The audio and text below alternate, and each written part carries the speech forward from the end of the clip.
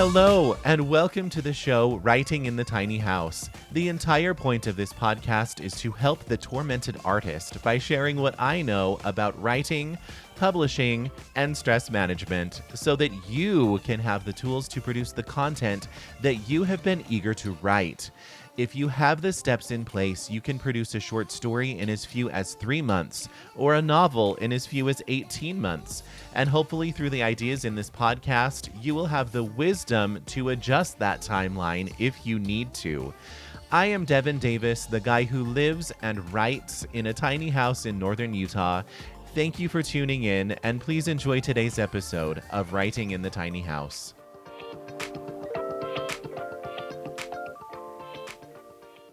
Hey guys, it's me.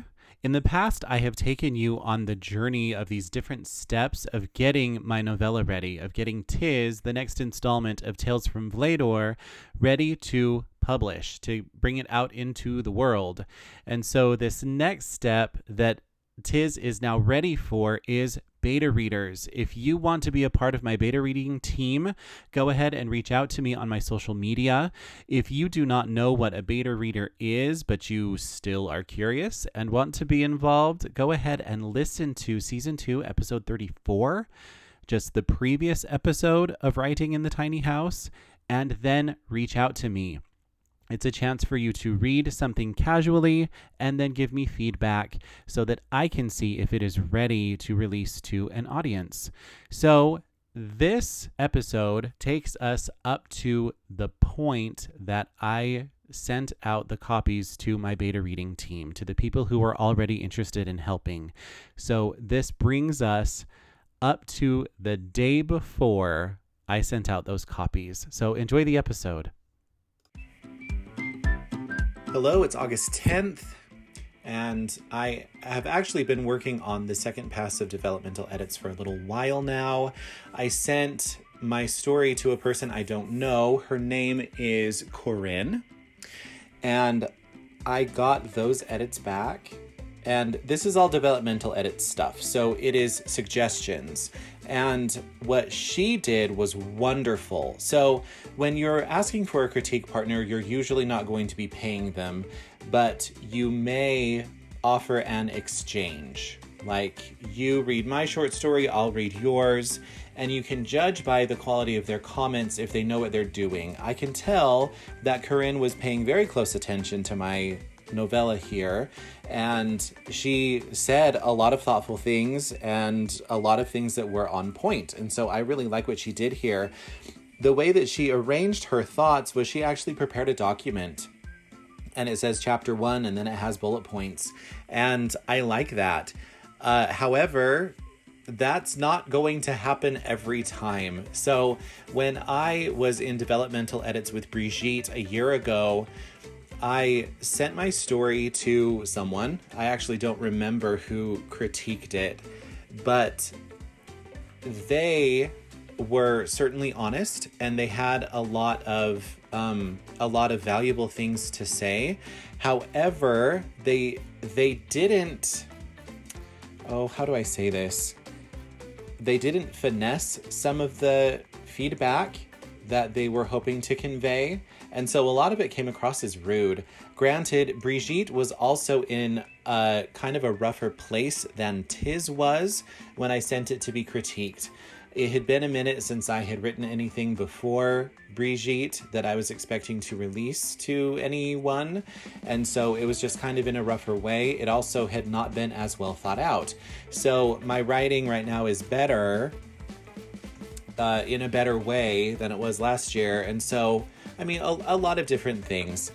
With a person who is taking time out of their life to give you some feedback and to do some suggestions and to read your work, especially if you feel that your work is in a good place, there is always something in it that can be valuable. So with Brigitte, there was some stuff that was offensive, or some stuff that was just that left me with a sour taste in my mouth, but I still took note of the things that applied, and I feel that Brigitte is a good thing, and sending it to somebody that I don't know was part of that process. Right now, with this woman Corinne, I am super grateful for her. I appreciate that she said the good things. She said things that worked, things that didn't work, where there are syntax errors, where things are slowing down. It's a really good critique, and she compiled a document, which is a lot to expect from somebody, and there was a lot of encouragement at the end. I really liked that. So I have gone through and inserted her notes just kind of into the places where she said things need work, or add this or do this, so that when I make my final pass through this work in progress, I will see those notes and I can kind of think about how they fit, just because I like her suggestions. And when I am back in another pass of my story from the beginning, I will be able to kind of figure out better context rather than just kind of leaping in to these random little bits and pieces and trying to make something cohesive. So I went through and inserted some notes into the body of my work in progress, and the next time that I go through and comb through this, which will be in just a couple days, I have those to look at and ponder about and add things and delete things and whatever. And I'll be in a better place to do that as I make another full pass. Sometimes it's just best to set things up so that you can make another full pass so that you can get a full context of how your story is going. Hey, it's me again. So I also sent my story to my friend Crystal, who has done developmental edits for me before. And I got on the phone with her on 2 separate occasions, and we just burned through this. And I am lucky to have a friend like her, somebody who is so invested in making sure that this is successful. She really enjoys my writing, and she is a very good and insightful developmental editor.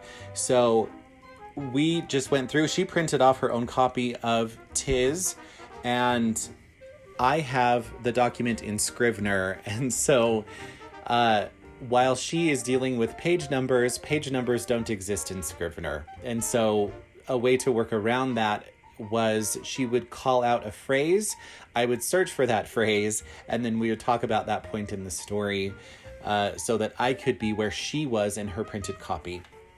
And yeah, she had so many things to say that I had never thought of, and I'm eager to get those things added to the manuscript as well. So some big changes. Well, not some big some big things. One big thing, and this is kind of the beauty of going through and doing developmental edits with the story.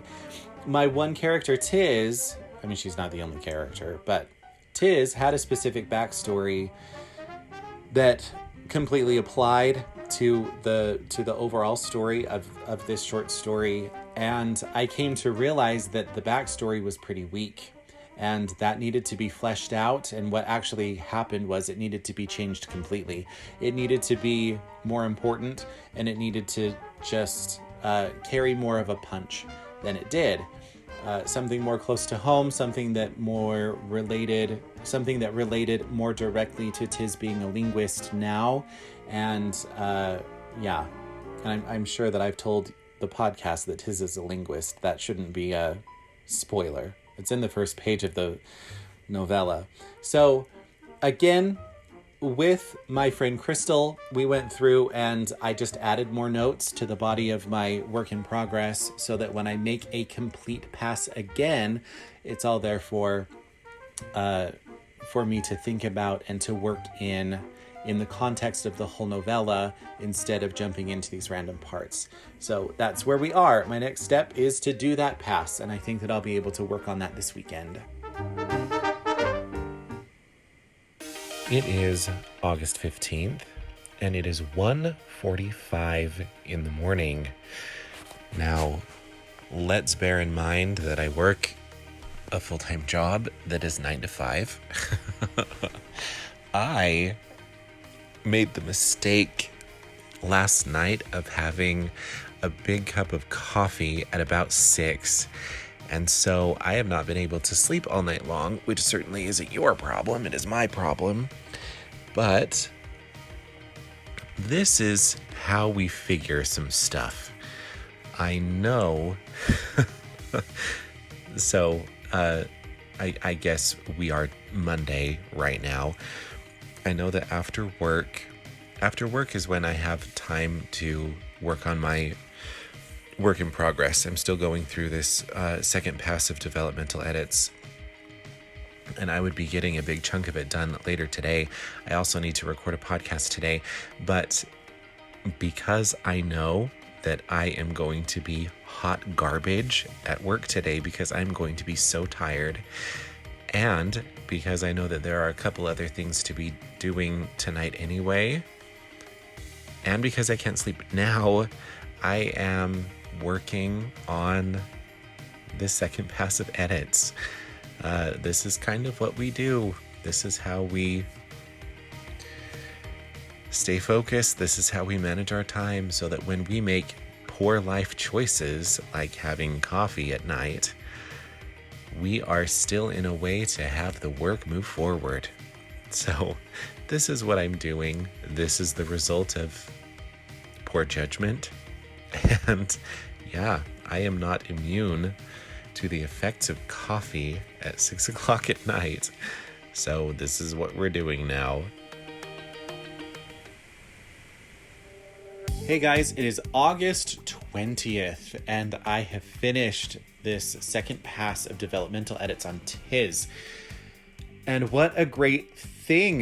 It is this close to being ready to send out to my beta readers. So I don't know if I have spoken a ton about little programs like Pro Writing Aid. I mean, it's not a little program, but whenever you are doing, or whenever I do, type of edit that does a lot of adding or changing content rather than just doing line edits. When I'm adding big chunks of content, it is good to send the whole thing through Pro Writing Aid again, just so Pro Writing Aid can look at the new stuff and pick out just some of the little tidbits. Pro Writing Aid does not replace an editor, but it is still a very good tool to use, especially if you are preparing your manuscript to send to people to read. So when I import my stuff into Pro Writing Aid,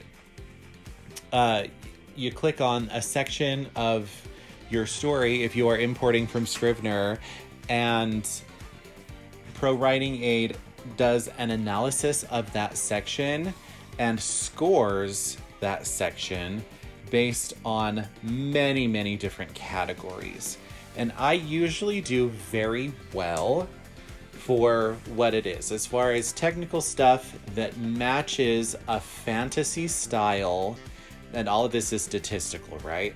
Pro Writing Aid scores my stuff very well. But one thing that I always score poorly in is called glue index. I think that's a term that's unique to Pro Writing Aid, but glue index is using a lot of non-essential words to convey your ideas. And so it has to deal with sentence structure, it has to deal with run-on sentences, it has to deal with using more complicated language rather than a more simple and a direct approach to conveying ideas. And so I sit here and I look at my manuscript, and the glue index, you're supposed to have a score of less than 40 on every single section. So less than 40%. I don't fully know what that actually means, but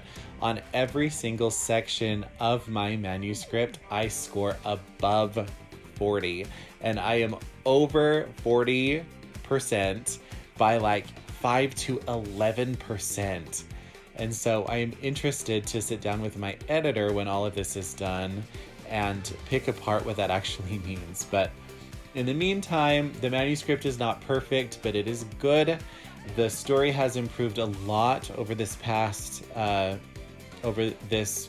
most recent developmental edit pass. and I am compiling a thing for my beta readers. So I have some people picked out who have agreed to do some beta reading for me, and I'm going to be sending it out to them tomorrow. So today is another day we're celebrating, my friends. And that is it for today. Before we go, I need to say that my current work in progress, Tis, the next installment of Tales from Vlaydor, is ready for beta readers. People to read the novella and share with me their experience. It's a big, important step before publishing. So if you wish to be a part of this project, reach out to me on my social media handles. On Instagram, I'm at author Devin Davis, and on Twitter, I'm at author Devin D. And remember that my short story Brigitte is available on Amazon as an ebook and on Audible as an audiobook. Check those out today. Run by copy editor Chrissy Barton, Little Syllables Editing is a reliable resource for anyone looking to improve their manuscript. Chrissy does line edits, copy edits, and the final proofread for experienced writers and newbies alike. Go to littlesyllables.com and reach out to Chrissy today. A link is in the show notes.